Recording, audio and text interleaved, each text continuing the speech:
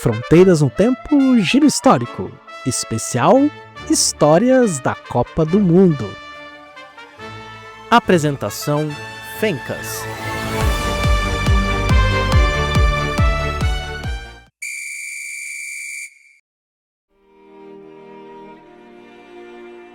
Bem-vindos a mais um Giro Histórico. Eu sou o Fencas e hoje falaremos de um dos meus assuntos preferidos. Na verdade, um subassunto dentro do assunto preferido, porque Copa do Mundo, obviamente, estamos no espírito da Copa do Mundo, mas mais do que isso, jogos importantes que ninguém dá a mínima. O que é mais legal na Copa do Mundo do que aqueles jogos que você vê ontem mesmo, na data da gravação? Teve um glorioso Jordânia e Argélia. Se você não viu, você é maluco.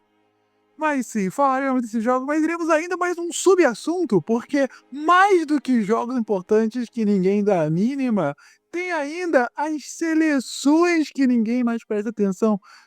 Mais do que isso, por que não falar de países que não existem mais? Sim, a Copa do Mundo está chegando a quase 100 anos de existência. A primeira Copa foi em 1930, a gente está em 26 agora. E é claro que nesses 100 anos o mundo mudou muito. A ampla maioria das seleções já estava aí, mas muitas não. Alguns países sequer existiam, outros foram renomeados ou tiveram novas bandeiras.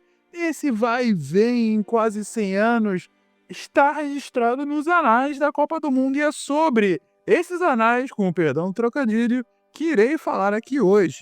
Então falaremos aqui sobre algumas das seleções clássicas que não existem mais, mas que participaram da Copa de alguma forma.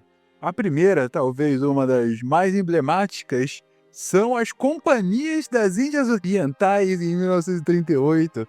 O que hoje é basicamente a Indonésia. Em 1938, as Índias Orientais se classificaram para a Copa e jogaram. Tiveram uma atuação pífia, mas jogaram. Estiveram lá e participaram da Copa. Talvez a primeira das seleções que não existem mais. Mais ou menos nessa época, enfim, nos anos 30 ainda, a gente tem os casos clássicos de Itália, Alemanha e Espanha, países que hoje existem, mas que tinham direções não tão interessantes naquela época. Itália, Alemanha e Espanha sob domínio de regimes nazifascistas e que assim jogavam com bandeiras diferentes, com atuações bem específicas. O Wanderson mesmo comentou há alguns dias sobre a atuação da Itália em 1938, sobre Mussolini. Enfim, esses três países jogaram a Copa sob a égide do fascismo naquele momento. O que mais a gente pode falar? Nessa mesma época, o Egito, que era o representante, recorrentemente representante africano das Copas, tinha uma bandeira totalmente diferente, porque na época não era um Egito livre, ainda era um protetorado inglês. Então era uma bandeira que mais parece a bandeira da Arábia Saudita, de uma bandeira verde com um crescente, enfim. Um outro exemplo bem interessante aí, já no pós-guerra, né, já a partir dos anos 50, é a gloriosa seleção do Saar. Essa não chegou a jogar a Copa, mas disputou as qualificatórias. Foi eliminada pela própria Alemanha Ocidental, que viria a ser a campeã de 54. Mas o que é o Saar? O Saar era uma parte da Alemanha que havia sido dominada pela França depois da Segunda Guerra, então ainda era um protetorado francês antes da grande divisão da Alemanha Ocidental, Oriental, enfim. Foi a única qualificatória que ela jogou, foi essa de 54, não se classificou, mas está lá. Está na história da Copa a gloriosa Saar. Duas seleções clássicas que disputaram diversas edições, desde os anos 50 até mais ou menos os anos 80, 90, foram Tchecoslováquia e Iugoslávia, dois países que não existem mais. A Tchecoslováquia, ambos foram desmembrados em diversos outros países, mas ambos tiveram classificações, participações muito representativas, né? A Tchecoslováquia, tem que lembrar, foi finalista, perdeu do Brasil em 62, mas chegou lá, na final da Copa, além de ter outras grandes classificações ao longo das Copas até os anos 90. A Iugoslávia é outra, que teve diversas participações, chegou em 1930 ainda em quarto, em 62 também chegou em quarto, e em outros chegou às quartas de final, enfim, mas uma participação muito expressiva. Eu acabei de falar dela, mas a própria Alemanha, joga como Alemanha nas primeiras Copas, né, sob a égide do fascismo, mas de 54, que é quando ela volta, 50 ela não volta, enfim, estava destruída por conta da guerra, mas volta em 54 na Copa da Suíça, Copa essa que ela ganha, vencendo surpreendentemente a Hungria na final, a famosa Batalha de Berna, mas essa não era a Alemanha que a gente viu nos anos 30, nem a Alemanha que a gente conhece antes. É a famosa Alemanha Ocidental. E, na verdade, a Alemanha que a gente conhece hoje, dos 4 títulos, 3 foram ainda com o nome de Alemanha Ocidental. Em 54, ela já ganha como Alemanha Ocidental, vence novamente em 74 da Holanda, um resultado bastante. Não foi tão azarão como contra a Hungria, mas vence em 74. E em 90, que é a sua última Copa como Alemanha Ocidental, vence novamente e se vinga da Argentina. Chega à final da Argentina como havia chegado em 86, quando perdeu. Chega em 90 contra a Argentina novamente a final e vence nessa que é considerada uma das piores Copas de todos os tempos. 1-0 magro e pissurunda no fim do jogo. E se teve a Alemanha Ocidental, também teve a Alemanha Oriental. Essa com resultados bem menos expressivos. A Alemanha Oriental só se classifica em 74. E, inclusive, acaba enfrentando a própria Alemanha Ocidental no último jogo da primeira fase e acaba vencendo a Alemanha Ocidental. Mas, enfim, as duas se classificam e ela acaba ficando pelo caminho, cai no grupo do Brasil, perde com o Brasil, a Alemanha Oriental. Mas, enfim, outra seleção clássica, que também com resultados bastante expressivos ao longo dessas décadas durante a Guerra Fria, é a própria União Soviética. A União Soviética acaba tendo participações muito expressivas de 58 até 90. Talvez o melhor resultado seja o 4º lugar na Copa de 66, perdendo inclusive para o Portugal na disputa de 3º e 4º. Mas esse continua sendo o melhor resultado de União Soviética / Rússia, né? A Rússia chega às quartas novamente depois só em 18, quando ela cedia a Copa, mas esse é o grande resultado da União Soviética, que, por outro lado, a União Soviética, que a gente bem se lembra, ganhou algumas medalhas de ouro nas Olimpíadas, não, mas ainda quando havia aquela separação de jogadores profissionais e não profissionais para jogar o futebol olímpico. Outro exemplo que a gente lembra bem é o do Zaire, né? A atual República Democrática do Congo, que joga sua primeira e única Copa em 74, inclusive quando enfrenta o Brasil, perde de 3-0. Mas é um país, ainda existe com outro nome, né? Uma outra configuração, mas fica aí registrado que jogou sim uma Copa do Mundo.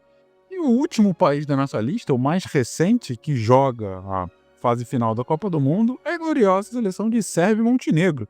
Hoje, como 2 países independentes separados, né? O país Sérvia e o país de Montenegro, em 2006 ainda jogaram em conjunto, dando na última posição, é verdade, mas enfim, fica aí registrado que é o último país que não existe mais, pelo menos não existe nessa forma que existia durante a Copa, e que jogou uma fase final da Copa do Mundo. Claro que ainda tem uma penca de outros países que disputaram eliminatórias, eu dei só o exemplo de Saá, mas enfim, a gente vai indo ao longo dos anos e vê que outros países que não existem mais estiveram lá disputando as eliminatórias, né? Desde falar sobre Vietnã do Sul, ou até países que tinham outro nome, países com outra bandeira. Para fazer a pesquisa aqui, uma coisa, eu que hoje estou aqui no Canadá, o Canadá joga suas primeiras classificações com a bandeira absolutamente distinta do que tinha outra. Ainda era a bandeira que o próprio Canadá tinha outra configuração, ainda não era o país Canadá que a gente conhece, ainda era parte do protetorado inglês, já era independente, mas enfim, era uma outra lógica aqui, né? O Canadá só se torna o Canadá que a gente conhece nos anos 60. Mas enfim, eu quis só fazer uma viagem aqui sobre como a Copa do Mundo também pode ser uma fonte de história, né? Para a gente ver o que era o mundo naquele momento e como que era a sua configuração. A gente vê as dissoluções de grandes impérios ou ex-impérios, né? Ou de países multiétnicos, como era o caso de Iugoslávia, Tchecoslováquia, a União Soviética, a mudança de nomes, mudança de bandeiras, que são reflexo da mudança da configuração do próprio país, seja por conta de independência, seja por conta de uma mudança de regime, etc. O que me faz pensar, e para finalizar aqui essa breve elucubração, sobre como vai ser daqui a alguns anos, a gente vê, sei lá, como é que vai ser daqui a 50 anos, a gente vendo os participantes da Copa de 2026. Será que vai ter algum país que a gente está vendo hoje que não vai ter mais essa configuração? Que vai ter deixado de existir? Que vai ter, sei lá, se separado e se multiplicado o número de países? Se amalgamado, sendo conquistado, por que não? Ainda que não seja algo tão comum hoje em dia, pode acontecer, né? Sendo aglutinado por alguma outra potência hegemônica, nunca se sabe. Enfim, é só realmente algo a se pensar. E com essas elucubrações eu me despeço. Espero que vocês estejam curtindo bastante a Copa e que continuem sempre prestando atenção nesses jogos muito importantes, mas que ninguém, ou a grande maioria, mas não vocês, prestem tanta atenção assim. Um beijo pra vocês e até mais.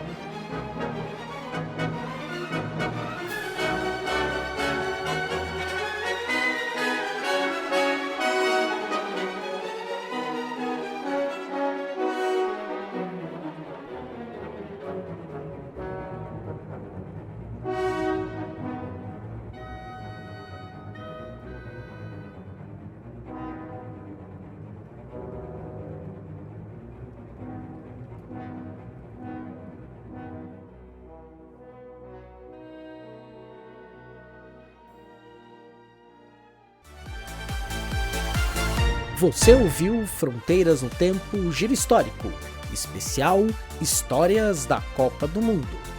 Apoie esse projeto pelo Pix fronteirasnotempo@gmail.com ou pelo site apoia.se/fronteirasnotempo. E até o próximo episódio.